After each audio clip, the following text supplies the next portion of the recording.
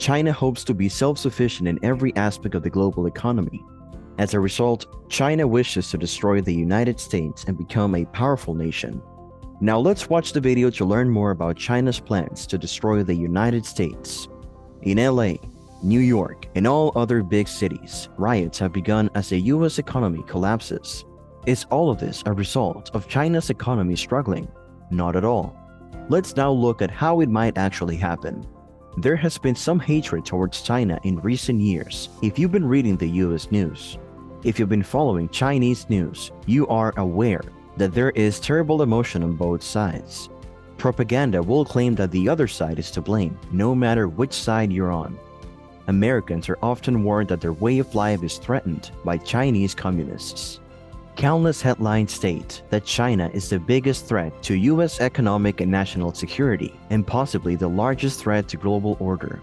But how does this war, so far a war mostly of words, end? That's hard to say. But one prediction we'll make right now is not well if someone does indeed cast the first stone, and we mean for both nations.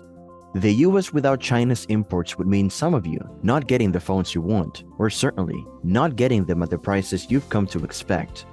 Since China and the US are close trading partners when it comes to clothes, you can find yourself going around without a phone while wearing very costly shoes.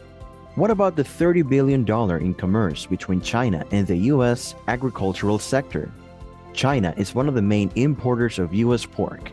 Thus, if China's economy declined, the US pork industry would suffer. The same is true of maize. To purchase American maize, the US depends on China. In terms of soybeans, China receives 60% of all US soybean exports. Even though you would not realize so, a disruption in the maize of pork trade with China would result in many Americans losing their jobs. It would be chaos on a grand scale.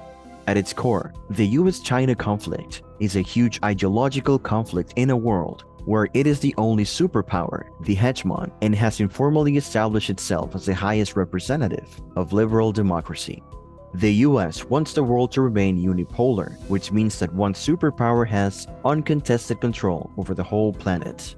As President Joe Biden said recently, this is a battle between the utility of democracies in the 21st century and autocracies. He's not wrong. This is a conflict in part about how countries are run, underpinned as always by economic interest. China wants a multipolar world in which the US does not play the big boss at the end of every level of global power games. It wants just as much power, influence, and money. China has been making significant investments all over the world since 2013 as part of its Belt and Road Initiative. It's made countless financial investments in about 150 nations, many of which have undoubtedly profited from significant infrastructural upgrades. China now has a great deal more influence in the world. This has been labeled neocolonialism by China's detractors. It's a kind of trap for poor countries that are now in debt to China, a nation that seeps into every nook and cranny of the world. China has been burned in the past, Xi Jinping tells them. So watch out, learn from what you have experienced. Those liberal Democrats pack a hard punch. They will stomp on you when you're down and desecrate your grave.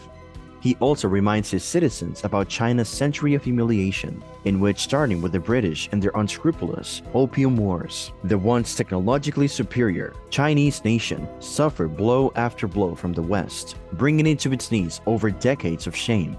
This is why Xi Jinping has been adamant about integrating his nation into the world economy.